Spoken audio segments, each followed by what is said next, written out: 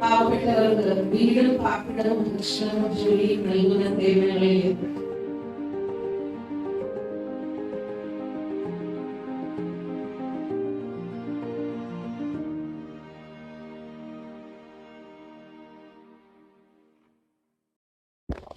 എല്ലാവർക്കും നമസ്കാരം. ഈ വേദിയിൽ വന്ന് രണ്ട് വാക്ക് പറഞ്ഞ് നിങ്ങളോട് സംസാരിക്കാൻ എനിക്ക് അനുമതി തന്ന ദൈവത്തിനോട് ഞാൻ ആദ്യം നന്ദി പറഞ്ഞുകൊള്ളട്ടെ. അതിനുശേഷം നമ്മുടെ ബ്രഹ്മകുമാരി സഹോദരിമാരെയും ഞാൻ നമസ്കരിച്ചോട്ടെ. ഇങ്ങനെയൊരു സംഭവം എനിക്ക് ഉണ്ടാക്കി തന്നതിന് വേണ്ടിയിട്ട് ഞാൻ ഒരു കാര്യം ആദ്യം തന്നെ പറയാൻ നിങ്ങളോട്. നിങ്ങളെല്ലാവരും ശ്രദ്ധിച്ച് കേൾക്കും വേണം, നന്നായിട്ട് കൈ തപ്പോട്ടണം. ഈ കൈ തപ്പോട്ടുമ്പോഴാണ് നമുക്കൊരു ഉന്മേഷം വരുന്നത്. സംസാരിച്ചു ഓ നന്നായിട്ടുണ്ട് അങ്ങനെ. അപ്പൊ എല്ലാവരും ഒന്ന് കൈ തൊട്ടിക്കോട്ടെ. നന്ദി. ഞാൻ ഒരു അമ്മയുടെ കഥയായിട്ടാണ് തുടങ്ങാൻ പോണത്. നമുക്ക് എല്ലാവർക്കും കുട്ടികളുണ്ട് അല്ലെ? നമ്മളൊക്കെ എത്രയോ ഭാഗ്യന്മാരാണ്. നമ്മുടെ നാട്ടിലെ പെൺകുട്ടികളെ അങ്ങനെ വേറെ നിർത്തുന്നില്ല.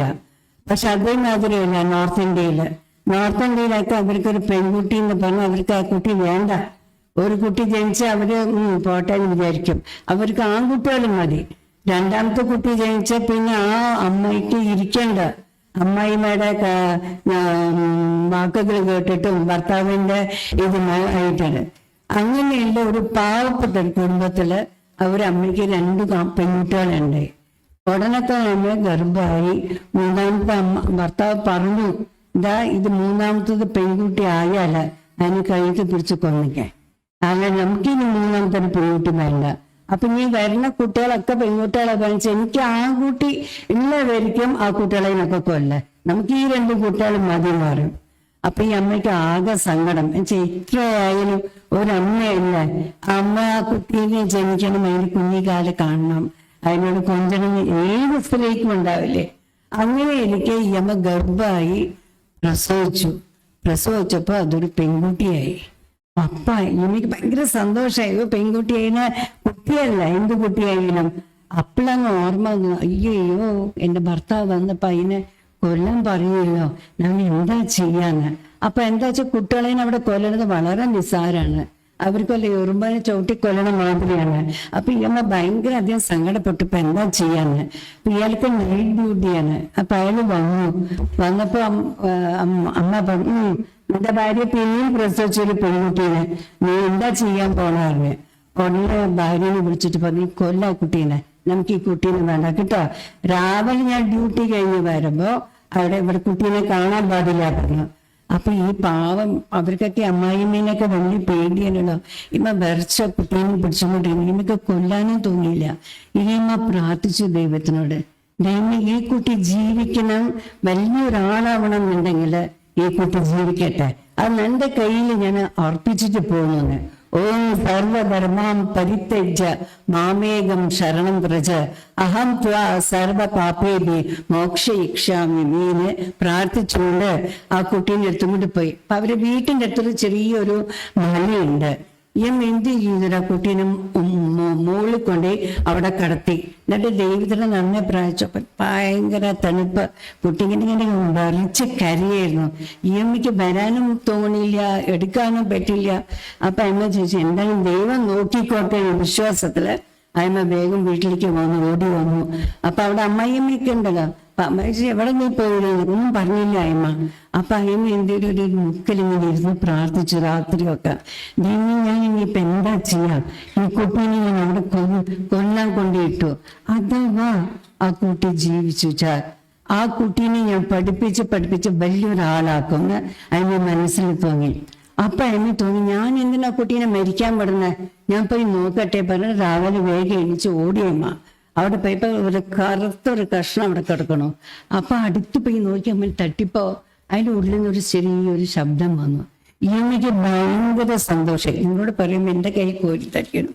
ആ കുട്ടീനെ അടുത്ത് ഭയങ്കരമായിട്ട് കെട്ടിപ്പിടിച്ച് ഉമ്മ വെച്ച് അമ്മ വീട്ടിലേക്ക് വന്നു. ഈ 2 പെൺകുട്ടികൾ വേറെ ഉണ്ടല്ലോ, അവരെയും പിടിച്ചിട്ട് ഈ നോർത്ത് ഇന്ത്യൻസ് എങ്ങനെയാ വെച്ചാൽ കല്യാണം കഴിഞ്ഞാൽ പിന്നെ അവർക്ക് അമ്മയുടെ വീട്ടില് സ്ഥാനമില്ല. അപ്പൊ ഭർത്താവിന്റെ വീട്ടിൽ മാത്രമല്ല, അപ്പൊ ഭർത്താവിന്റെ വീട്ടിലും സ്ഥാനം ഇല്ലല്ലോ, അങ്ങനെ പെൺകുട്ടി പ്രസവിച്ചോണ്ട്. അപ്പൊ ഈ 2 കുട്ടാളീനെ എടുത്ത ഈ അമ്മ പോയി. എന്നിട്ട് കഷ്ടപ്പെട്ട് ഈ കുട്ടീനെ പഠിപ്പിച്ചു. ഓരോ കൊല്ലം ഈ കുട്ടിയോട് പറയുന്നത്, നീ നന്നായി പഠിക്കണം, വലിയ ആളാവണം, എന്നെ കൊണ്ട് എനിക്ക് വളരെ അഭിമാനമാവണം, നല്ല ദൈവം തന്നൊരു കുട്ടിയാ, ഇങ്ങനെ നീ അന്ന് മരിച്ചു പോകുന്നതല്ലേ, അവിടെ നീ ജീവിക്കുക, നന്നായി പഠിക്കണം, നന്നായി പഠിപ്പം. ഈ കുട്ടിക്ക് അതന്നെ മനസ്സില്. അപ്പൊ ഈ ആ കുട്ടി കേൾക്കുന്നുണ്ടെങ്ങനെ IAS IPS ഒക്കെ. അപ്പൊ ആ കുട്ടി ലക്ക് എടുക്കാച്ചിട്ട് ചെയ്തു. ആ കുട്ടി ഇന്ന് ജമ്മു കാഡറിലെ ഒരു IAS ഓഫീസറാണ്. അപ്പൊ ആലോചിച്ചു നോക്കി, ദൈവത്തിന്റെ കയ്യിൽ നിങ്ങൾ വിടും, നിങ്ങളുടെ കുട്ടി നന്നായി വരും. പക്ഷെ അത് വിട്ടിട്ട് നമ്മൾ കടന്നു ഉറങ്ങാൻ പാടില്ല. നമ്മൾ ആ കുട്ടികൾക്ക് എന്തൊക്കെയാണ് കൊടുക്കേണ്ട മനസ്സിൽ, അത് കൊടുക്കണം. അതൊക്കെ ഒരു അമ്മയ്ക്കേ പറ്റുള്ളൂ എന്ന് നമ്മൾ വിചാരിക്കും. അത് സത്യം തന്നെയാണ്. ഞാൻ ചെറിയൊരു ബോറടിക്കുന്നില്ല തോന്നുന്നു, ഒരു ചെറിയൊരു കാര്യം കൂടി പറയാം. നമുക്കൊക്കെ കുട്ടികൾ, നമുക്ക് ഓർമ്മയുണ്ടാവും നിങ്ങൾക്കൊക്കെ, ചെറിയ കുട്ടികളാകുമ്പോൾ ഭക്ഷണം കഴിക്കില്ല അല്ലേ? അപ്പൊ കുട്ടികളൊക്കെ അമ്മ എന്ത് ചെയ്യും, കുട്ടീനെ ഒക്കത്തും വെച്ച് പ്ലേറ്റും വെച്ച് ഈ തൊടിയൊക്കെ നോക്കും. എന്നിട്ട് എന്ത് പറയും, ഉണ്ണിക്കൊരു വായ കാക്കയ്ക്ക് ഒരു വായ എന്ന് പറഞ്ഞ് അവിടെ വിൽക്കും. അപ്പൊ എന്താ, എവിടെയെങ്കിലും ഒരു കാക്കയോ പൂച്ചോ എന്തെങ്കിലും ഒന്ന് വന്നത് കഴിക്കും.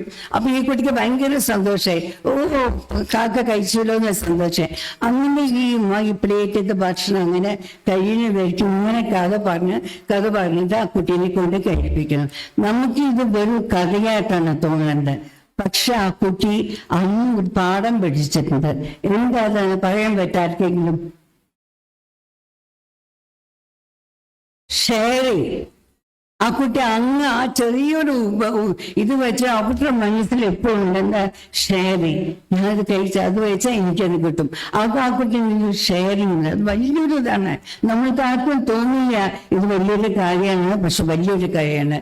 വേറെ ഒന്നും കൂടി പറഞ്ഞിട്ട് ഞാൻ നിർത്താം.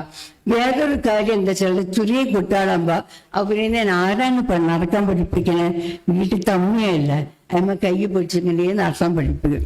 പിന്നെ കൈ വിടുമ്പോൾ എന്താ, കുട്ടി ചോട്ടിലേക്ക് വീഴും. പിന്നെ ആ കുട്ടിയുടെ കൈ പിടിക്കുക പറഞ്ഞ് പിടിപ്പിക്കും, പിന്നെയും നടത്താം. അപ്പൊ ഈ കുട്ടി ഒരു 10 പ്രാവശ്യം വീണാലും ആ കുട്ടിക്കറിയാം ആ കുട്ടി ജയിക്കും എന്നുള്ളത്. അങ്ങനെ ആ കുട്ടി എന്തായി, പതുക്കനെ നടക്കാൻ പഠിച്ചു. ഇല്ലേ?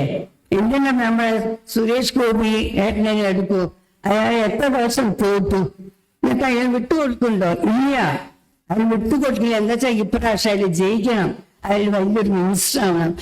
എല്ലാവരും ചെയ്തോട്ടെ, സുരേഷ് ഗോപി എന്തായാലും ജയിക്കണം. അയാൾ എത്ര പ്രാവശ്യം തോറ്റാലും ശരി അയാൾ ജയിക്കും, നമ്മൾ മിനിസ്റ്ററും ഒക്കെ ആയിട്ട് വരും. അത് നമുക്കൊരു വിശ്വാസമുണ്ട്. അതുകൊണ്ട് നമുക്കൊരു പാടാണ്. ഇതൊക്കെ നിങ്ങൾ മനസ്സിൽ വെക്കാം. നിങ്ങളൊന്നും ഉറങ്ങിയിരിക്കുകയാണെന്ന് വിചാരിക്കുന്നു. അവിടെ എല്ലാവരും വെക്കണം. അമ്മ പറയുന്നത് വലിയൊരു ശക്തിയാണ്. നമുക്ക് ആകെ തൊട്ട് എല്ലാം പഠിപ്പിക്കുന്ന സ്കൂളിലത്തെ ടീച്ചറല്ല, അമ്മയാണ്. നമ്മളെ അമ്മ ഇപ്പോഴത്തെ കാലത്ത് അമ്മയെ എന്താ ചെയ്യാ, ഒരു ബസ് സ്റ്റാൻഡിൽ കൊണ്ട് വിട്ടിട്ട് മക്കൾ ഉറങ്ങിപ്പോവും അല്ലേ? അതൊക്കെ എന്ത് മഹാപാപാണ്. അവർക്കൊക്കെ എന്താ പറയുന്നില്ല, ദൈവം കാത്തോട്ടിന് മാത്രം പറയും. അങ്ങനെ അമ്മയെ പറ്റിക്കാൻ പാടില്ല. എല്ലാ അമ്മമാരെയും സ്നേഹിക്കണം. ഈ ടൈമിൽ വരുന്നവർക്ക് എല്ലാവർക്കും ഈ പാഠം നമ്മൾ പറഞ്ഞു കൊടുക്കണം എന്ന് പറഞ്ഞുകൊണ്ട് ഞാൻ എന്ത് വിചാരിക്കുന്നു.